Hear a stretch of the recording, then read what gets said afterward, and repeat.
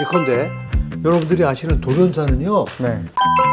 죽은 분을 한 분도 없어요. 가만히 얘기 들어보면요, 그걸 제가 밝힌 거예요. 안녕하세요. 한국의 웰니스 클리닉의 이광재 원장입니다. 네, 반자사 원장입니다. 자, 오늘은 박사님 가끔 보면은 뭐 일을 너무 열심히 하다가 또는 뭐 PC방 같은 데서 막 그냥 한 24시간 막 이제 컴퓨터를 하다가 갑자기 젊은 나이인데 네. 죽는 사람들이 가끔 있잖아요. 옛날에 배우면 네. 너무 많이 들었죠. 그런 돌연사라고 그러잖아요. 돌연사와 비타민C가 어떤 관계가 있을까요? 그렇게 돌아가시는 경우에 뭐 대개가 이제 심근경색? 심혈관 질환, 네. 심혈관 질환이 제일 많죠. 제가 사실은 이 부분에 비상한 관심을 가지고 사실은 정말 필생의 사업을 했고 굉장히 좋은 논문도 냈어요. 왜냐하면 네. 저는 이 비타민C에 원래 관심이 있었기 때문에 네. 그 비타민C가 이제 혈관을 굉장히 도와주잖아요. 그 제가 네. 알기 때문에 비타민C가 스트레스하고 굉장히 밀접한 관계가 있어요. 그렇죠. 스트레스는 정신적 스트레스와 육체적 스트레스가 있는데 질병에 걸렸다는 게 육체적 스트레스예요. 네. 우리 몸의 전쟁이라는 거야. 그러니까 우리 육체가 스트레스를 받는 거예요. 우리가 흔히 말하는 건 정신적 스트레스를 말해요. 그런데 재밌는 게 뭐냐면 우리가 정신적 스트레스든 육체적 스트레스를 받잖아요. 그러면 혈중에 비타민C가 고갈이 돼. 나는 그런 데이터를 가지고 있어요. 그러면은 스트레스를 받으면 비타민C가 많이 쓰인다는 얘기네요. 그렇죠. 네네. 네. 나오잖아. 네네. 아무튼 우리 몸을 보호하기 위해서 비타민C가 네. 자기 몸을 희생하고 있다는 거예요. 그렇죠. 네. 벌에 쏘이잖아요. 네. 그러면 벌에 딱 쏘이면 난리가 나잖아요. 네. 그래서 여기 면역 시스템 막 해가지고 막 염증 막으려고 비타민C가 완전히 소실이 돼요. 혈중에. 여러분 감기 걸리죠? 막 열나고 막 기침하고 난리치죠? 한번 여러분들 평상시에 비타민C 농도를 재놓고 그때 한번 비타민C 농도 재보세요. 비타민C가 바닥 검출이 안 돼요. 이건 제가 직접 다 실험을 통해서, 그리고 심지어는 간암에 걸리신 분들 혈액이 한 수백 명이 있어요. 그래서 그분들하고 건강한 젊은이들하고 비타민C 레벨도 조사해서 논문도 내본 적이 있는데 간암에 걸린 분들 피 속에는 비타민C가 없어요. 네. 그러니까 그거는 뭐 그 암에 걸리면 비타민C 레벨이 떨어진다는 보고는 많이 나와 있는 거예요. 무슨 얘기냐면 이걸 스트레스랑 연관을 시켜야 돼요. 그러니까 아시잖아요. 사실은 저는 어떤 거를 논문을 냈냐면 스트레스 실험은 사실 굉장히 어려워요. 근데 스트레스 실험을 해가지고 세계 거의 최고 권위지에서 논문을 냈어요. 그 쥐를 가지고 한 실험인데 쥐는 이렇게 꼼짝 못하게 하는 스트레스 굉장히 싫어해요. 쥐를 괴롭히셨군요. 예. 그 다음에 근데 또 굉장히 재밌는 게 뭐냐면 스트레스 한 종류만 주잖아요. 그럼 그 스트레스에 적응을 해요. 기가 막혀. 새로운 걸 이게 생명체야. 적응을 하기 때문에 나중에 그 스트레스 때문에 몸이 공격을 안 받아. 그러니까 빨리 제2의 스트레스를 줘야 돼. 적응하기 전에.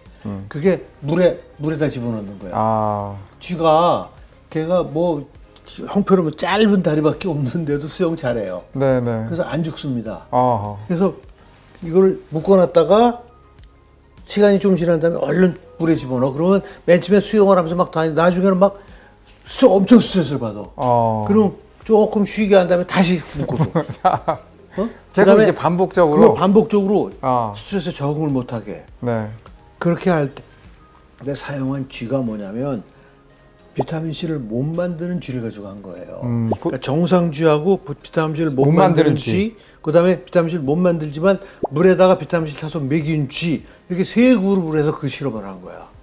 와, 근데 재밌는 거는 어느 순간이 딱 되니까 비타민C를 못 만드는 쥐는 다 죽어버리는 거예요. 다 죽어. 그러니까 스트레스에 취약해지는 거네요. 비타민C가 없으면. 그러니까 스트레스 그 결과 죽는 거예요. 이 쥐가. 그런데 비타민C 먹인 쥐는 절대 안 죽어요. 정상쥐, 비타민C를 만드는 정상쥐도 절대 안 죽어. 그러면 이제는 뭐만 알아내면 되냐면 이 죽은 쥐에서 어떤 변화가 일어났나를 보면은 그리고 죽지 않은 쥐들도 잡아가지고 그런 변화가 있는지 없는지 보면 되는 거예요. 근데 진짜 놀랍더라고요. 이게 보니까 심장에 변화가 온다는 걸 아는 거예요. 심장에. 이게 뭐 자세한 내 논문 내용 설명 못 하는데 심장 근육이 TNF 알파라고 하는 굉장히 중요한 면역 물질을 스스로 내 가지고 자기를 스스로 비타민 C가 부족하면 그런 일이 생기는 거예요. 비타민 C가 충분하면은 그런 TNF 알파라는 것이 안 나와 가지고 이 심장 근육을 보호하는데 비타민 C가 부족한 쥐만 그러니까 스스로 심장 근육이 굉장히 많은 거죠. 강한 그 면역 강화 물질인데 이게 많으면 오히려 예를 들면 우리가 사이토카인 스토밍이라는 거 있잖아요. 네. 사이토카인 스토밍이는 뭐야? 사이토카인이라는 건 좋은 건데 너무 많이 나오면 그것 때문에 죽는다는 거 아니에요. 자기 공격하는 거로 해가지고 심장 세포가 죽어서 심장이 멈추는 거예요. 그 원인을 밝힌 거예요. 그런데 이 실험 결과가 얼마나 중요한 거냐면 지금 사실은 비타민 C가 부족하면 왜 죽는지를 몰라요. 그러니까 아주 지금까지 지금 오랜 동안 비타민 C 연구가 이루어졌지만 비타민 C가 부족하면 괴혈병 걸린다는 걸 알잖아요. 근데 많은 사람이 죽었잖아. 괴혈병. 그럼 괴혈병 걸려서 죽는 사람 이유가 뭘까? 그걸 제가 밝힌 거예요. 어떻게 보면은 굉장히 중요한 걸 밝힌 거예요. 엄청난 거네요. 근데 한번 잘 생각해 보세요. 돌연사라는 게 저는 굉장히 주의 깊게 봤는데 이제 예를 들어서 어비학교실에서 이렇게 부검을 나간 케이스 중에 내가 일부러 그래서 그 부검하기 전에 그 혈액을 좀 채취해서 갖다 달라. 그래가지고 제가 비타민 C를 재봤더니 부검 결과 심근경색증으로 죽은 사람들조차도 또는 원인을 밝히지 못한 사람들도요 혈중에 비타민 C가 없어요. 검출 가능한 양으로 존재하지 않는 거야. 그러니까 바닥이라는 얘기죠. 저는 그러니까 내가 실험한 거하고 잘 맞는 거 아니에요. 그러니까 스트레스를 받을 때 비타민 C가 가서 스트레스 때문에 우리 몸이 공격받는 거를 비타민 C가 가서 막아주는 거야. 막아주는데 그걸 못 막아주니까 없으니까 비타민 C가 없으니까 못 막아준다는 얘기예요. 그러니까 결국 죽음까지 가게 되는 거야. 예컨대 여러분들이 아시는 돌연사는요 스트레스 없이 죽은 분은 한 분도 없어요. 가만히 얘기 들어보면요 엄청난 스트레스를 받았는데 그분이 유난히 비타민 C를 드시지 않고 그 음식을 통해서든 아주 작은 양조차 미니멀 어마운트조차 섭취를 안 했다는 걸 알 수가 있어요. 대개보면 내가 그래서 동물 실험까지 해서 확인한 거 아니에요. 그러니까 결론은 뭐냐면 비타민 C를 평상시에 자꾸 딴소리 하지 말고 아침, 점심, 저녁에 두 알씩 드시라고 하면요 돌연사의 가능성은 빵이라고 거의 없다.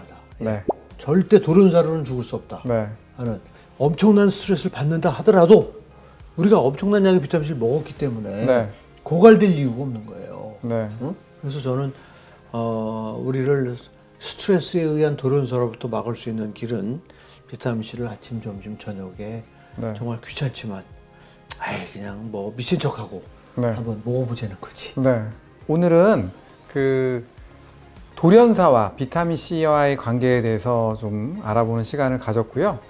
우리가 스트레스를 많이 받고 대부분은 돌연사 하시는 분들이 스트레스를 많이 받고 맞습니다. 그리고 나서 이제 돌연사를 하는 경우가 많죠. 맞습니다. 그렇기 때문에 예상치 못한 그런 돌연사 같은 경우는 충분한 양의 비타민 C를 하루에 정기적으로 3번 정도 복용하신다면 거의 일어나지 않게 막을 수 있다는 거 이 시간에 다시 한번 말씀드리고 싶고 오늘 이 시간을 맺도록 하겠습니다. 감사합니다.